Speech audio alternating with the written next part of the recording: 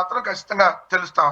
వెంకటరెడ్డి గారు, ఇప్పటి వరకు జగన్మోహన్ రెడ్డి గారి ఈ టూర్స్ కి సంబంధించి కావచ్చు, లేకపోతే ప్రజలతో మమేకమై వెళుతూ ఉన్నప్పుడు ప్రతి దగ్గర కూడా ఒక సెక్యూరిటీని మనం చూసాం. సెక్యూరిటీ ఎంతవరకు ప్రభుత్వం ఇవ్వడంలో విఫలమైందో కూడా చాలా సందర్భాల్లో మాట్లాడిన వాళ్ళని కూడా మనం చూస్తూ ఉన్నాం. మరి నిన్న తండోపతండాలుగా తరలి వచ్చారు అక్కడికి. ఊహించిన దానికంటే అసలు వైసీపీ శ్రేణులు కూడా ఊహించలేదట ఎంతగా తరలి వస్తారు స్వచ్ఛందంగా అని. సెక్యూరిటీ విషయంలో ఏం చెప్తారు? జగన్మోహన్ రెడ్డి గారికి నిన్న వాళ్ళు సెక్యూరిటీ కల్పించాలి. జగన్మోహన్ రెడ్డి గారిని అడ్డుకోవటానికి సెక్యూరిటీని పెట్టారు. ఏదైతే జగన్మోహన్ రెడ్డి గారిని అడ్డుకోవటానికో, జగన్మోహన్ రెడ్డి గారి కోసం వచ్చేటటువంటి ఆ ప్రజల్ని అడ్డుకోవడానికో సెక్యూరిటీని పెట్టారు. ఎందుకంటే మీరు చూస్తే ఆ రెంటపాల్ అనేటటువంటి ఒక గ్రామం చుట్టుపక్కల ఆ గ్రామానికి ఎవరో రాకూడదని దాదాపుగా 25 చెక్ పోస్టులు పెట్టారు. ఒక్కో చెక్ పోస్ట్ దగ్గర మినిమం 10 మంది పోలీసులు ఉంటారు. ఆ చెక్ పోస్ట్ దగ్గర రాకుండా అడ్డుకోవడం కోసం అంటే పోలీస్ వ్యవస్థను అంతా చెక్ పోస్టుల దగ్గర పెట్టారు. అదే మీరు నిజంగా జగన్మోహన్ రెడ్డి గారు వచ్చేటటువంటి దారి వెంబడి కానీ సెక్యూరిటీని పెట్టుంటే జగన్మోహన్ రెడ్డి గారి కారణం ఇంకా ఫ్రీగా తొందరగా ఆ ప్రాంతానికి చేరుకునేటటువంటి అవకాశం ఉండేది. పోలీసులు లేకపోవడం వల్ల మా ఉన్నటువంటి కార్యకర్తలు, నాయకులే వాళ్ళే పోలీసులు డ్యూటీ తీసుకుని వాళ్ళందరినీ కొంచెం నెట్టుకుంటా ముందుకు వెహికల్ కదాల్సినటువంటి పరిస్థితిలో ఉదయం బయలుదేరితే దాదాపు 9:30 ఆ సమయంలో బయలుదేరితే సాయంత్రం 5 అయినటువంటి పరిస్థితి. 79 కిలోమీటర్లు. ఎందుకు అంత టైం పట్టిందంటారు? 7 గంటల సమయం ఎందుకు తీసుకున్నారు? ఒకటి, విపరీతమైనటువంటి జనం. 2, పోలీసులు ఎక్కడికక్కడ క్లియరెన్స్ ఇవ్వకపోవటం. పోలీసులు అడ్డుకునే దాని మీద పెట్టినటువంటి కాన్సన్ట్రేషన్ ని ఆ ఎదురుగా ఉన్నటువంటి వేలాది మంది జనాన్ని లేదు ఇదిగోండి మీరు వెహికల్ కి తప్పుకోండి, రోడ్డుకి ఇరువైపులా ఉండండి అని చెప్పి వాళ్ళమంతా క్లియర్ చేసుకుంటా ముందు జగన్మోహన్ రెడ్డి గారి కాన్వాయ్ని కదిలించుంటే తొందరగా వచ్చేది. అంటే పోలీసుల వైఫల్యం ఒకటి, జనాలు విపరీతంగా రావటం. విపరీతంగా వచ్చినప్పుడు ఏం చేయాలి? పోలీసులు ఇదిగోండి ఆ కార్యకర్తలు ఎలా క్లియరెన్స్ గా వెహికల్ ని సైడ్ నడుపుతా, ఇలా వెహికల్ ని చుట్టుపక్కల జనాలను అటు జరగండి, వెహికల్ ముందుకు వెళ్ళాలి, లేట్ అయిపోతుంది అని చెప్పి చెప్పుకుంటా ఎలా తీసుకొని వస్తున్నారు? అది చేయాల్సిన డ్యూటీ ఎవరు? పోలీస్ యంత్రాంగం చేయాలి. పోలీస్ యంత్రాంగం ఆ డ్యూటీ వదిలేసి ఏం చేశారు? మీరు వెళ్తున్నారా, రెంటపాల మీ ఆధార్ కార్డు చూపించండి, మీరు వెళ్తానికి వీలు లేదు, లేదంటే ఎక్కడికక్కడ పోలీసులు లాఠీ చార్జ్ చేయటం, కొట్టడం, వీటి మీద కాన్సన్ట్రేషన్ పెట్టారు.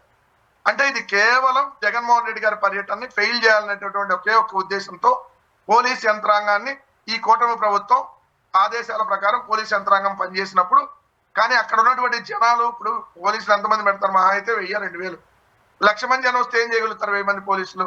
అదే నిన్న జరిగింది. మీరు జగన్మోహన్ రెడ్డి గారిని అడ్డుకోవడానికి నిన్న కూడా 1,00,000 మంది పోలీసులు పెట్టుంటే మరి ఆ 1,00,000 మంది జనాలకు సరిపోయేది ఒక్కో మనిషికి ఒక పోలీసుని. సో అలా అంతమంది పోలీసులు పెట్టలేరు కదా. జగన్మోహన్ రెడ్డి గారి కోసం అంతమంది జనం రారులే, మనం ఎక్కడికక్కడ అడ్డుకుంటాం కదా అనేటువంటి ఆలోచనతో కూటమి ప్రభుత్వం కూడా వెళ్ళింది. కానీ ఊహించనంత జనం, ఆ వచ్చినటువంటి జనం కూడా విపరీతమైనటువంటి ప్రజా స్పందన, జగన్మోహన్ రెడ్డి గారి మీద వాళ్ళు చూపినటువంటి అభిమానం, చంద్రబాబు నాయుడు గారి ప్రభుత్వానికి మేము వ్యతిరేకంగా ఉన్నాం ఇచ్చినటువంటి సంకేతాలు, ఇవన్నీ ఈ ప్రభుత్వ పతనానికి సత్తెనపల్లి వేదిక ఒక ఆరంభం అయిందని చెప్పాలి. పల్నాడే దానికి వేదిక అయిందని చెప్పాలి. ఖచ్చితంగా జగన్మోహన్ రెడ్డి గారు పబ్లిక్ మీటింగ్కి వెళ్ళాలి. ఒక పరామర్శకి వెళ్తేనే లక్షలాదిగా జగన్మోహన్ రెడ్డి గారు వెంట నచ్చినటువంటి జనాన్ని చూసినప్పుడు ఖచ్చితంగా ఈ కూటమి ప్రభుత్వంలో వెన్నులో వణికి పుట్టింది. కాబట్టి అంబటి రాంబాబు గారు కావచ్చు, లేదంటే మరికొంతమంది మీద కావచ్చు నిన్న కేసులు పెట్టింది. ఇంకో కొన్ని వందల మంది మీద కేసులు పెట్టి వేధించడానికి ప్రయత్నిస్తుంది. ఖచ్చితంగా ఈ ప్రభుత్వ పతనానికి ఇది ఆరంభం అని మాత్రం ఖచ్చితంగా చెప్పగలం.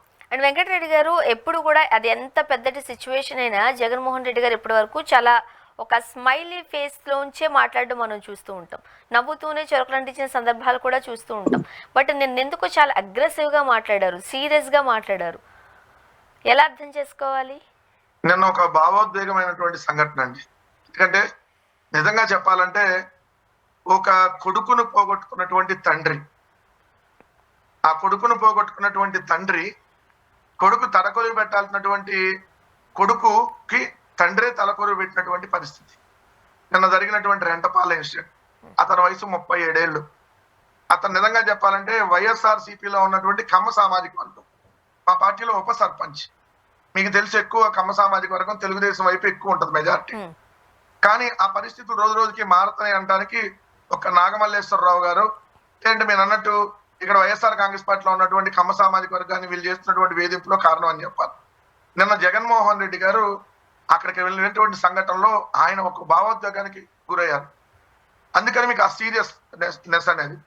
ఎందుకంటే ఆయన తన కొడుకును పోగొట్టుకున్నటువంటి ఆ తండ్రి కొడుకు విగ్రహాన్ని ఆ గ్రామంలో కాంస్య విగ్రహాన్ని ప్రతిష్ఠించాలని అనుకోవటం, దానికి జగన్మోహన్ రెడ్డి గారిని మీరు రావాలని చెప్పి పిలవటం, వస్తున్నటువంటి సందర్భంలో ఆ నాగమల్లేశ్వరరావు గారి కుటుంబానికి సంబంధించినటువంటి బంధువులను కూడా పోలీసులు ఆపినటువంటి సందర్భంలో నిన్న నాగమల్లేశ్వరరావు గారు ప్రెస్ తో మాట్లాడారు. మీకు దయచేసి మీ కాళ్ళకి దండం పెడతా, మా బంధువులను కన్నా ఇక్కడికి అలౌ చేయండి. ఒకవేళ మీరు అలా అలౌ చేయకపోతే బంతిని మీరు బలంగా ఎలా కొడితే మళ్ళీ అలా వేగంగా వచ్చిందో మేము కూడా అలానే తయారవుతాం. సో ఇది నా కొడుకును పోగొట్టుకున్నటువంటి సంఘటనలో విగ్రహావిష్కరణకు నా కుటుంబ సభ్యుల్ని బంధువులను కూడా మీరు అలౌ చేయకుండా ఊరు బయట ఆపుతున్నారు, రానిట్లేదు ఇక్కడికి అని చెప్పి ఒక భావోద్వేగానికి లోనైనటువంటి పరిస్థితిలో నేను జగన్మోహన్ రెడ్డి గారికి అక్కడ వచ్చిన తర్వాత ఆ తండ్రిని చూసినాక ఎవరైనా 37 ఏళ్ల కొడుకుని పోగొట్టుకున్నప్పుడు చేతికి అప్పుడే అంది వచ్చినటువంటి కొడుకుని, వాళ్ళకి ఆల్రెడీ భార్య పిల్లలు ఉన్నటువంటి పరిస్థితి. సో అలాంటి సంఘటనలో ఈ ప్రభుత్వం చేస్తున్నటువంటి దమనకాండ, ఎందుకంటే ఎక్కడికక్కడ ఎవరికక్కడ అంచివేయాలి, ఇంకా మళ్ళీ నోరెత్తుంటే అవసరమైతే చంపేయాలి. ఈ విధమైనటువంటి కార్యక్రమానికి ఈ కూటమి ప్రభుత్వం వెళ్ళినప్పుడు ఖచ్చితంగా ఈ ప్రభుత్వానికి సీరియస్ గానే సమాధానం చెప్పాలి. నిన్న ఒక సామాజిక వర్గం ఏదైతే చంద్రబాబు నాయుడు గారికి ఎక్కువ మద్దతు ఉన్నటువంటి ఒక సామాజిక వర్గంలో కూడా వాళ్ళు కొంతమంది వైఎస్ఆర్ కాంగ్రెస్ పార్టీల వైపు ఉంటే వాళ్ళను కూడా వేధిస్తా ఉన్నారు. అంతకుముందు ఎప్పుడు అలాంటివి లేవు. అందుకని నేను అన్ని పేర్లు మీకు చెప్పారు. తలసాని రఘురామ్ గారు కావచ్చు, దేవినేని అవినాష్ గారు కావచ్చు, లేదంటే మీరు అన్నట్టుగా మొన్నటికి మన జర్నలిస్ట్ కొమ్మినేని శ్రీనివాసరావు గారు, ఆయన కూడా అదే సామాజిక వర్గం. 50 ఏళ్ల జర్నలిజాన్ని జైలుకు పంపించాడు.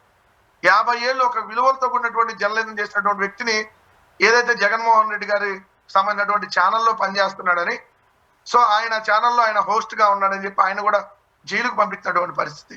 మరి ఇలాంటి పరిస్థితులు ఆంధ్రప్రదేశ్ రాష్ట్రంలో నెలకొన్నప్పుడు ఇది ఖచ్చితంగా అప్రకటిత ఎమర్జెన్సీగానే మనం భావించాలి. కాబట్టి ప్రజలు కూడా ఏదైతే ప్రజలు స్వచ్ఛందంగా వస్తే వాళ్ళ మీద కూడా కేసులు పెట్టి వేధిస్తున్నటువంటి పరిస్థితులు నడుస్తా ఉన్నాయి. కాబట్టి ఖచ్చితంగా ఈ ప్రభుత్వానికి బుద్ధి వచ్చేలాగా ప్రజలు కూడా రోడ్ల మీదకి వచ్చి పెద్ద ఎత్తున ఈ ప్రభుత్వ పతనం అయ్యేదాకా ఖచ్చితంగా ఉంటారని మాత్రం క్లియర్ గా నిన్న జరిగినటువంటి సంఘటనతో కనపడింది. వెంకటరెడ్డి గారు, మనం అంటే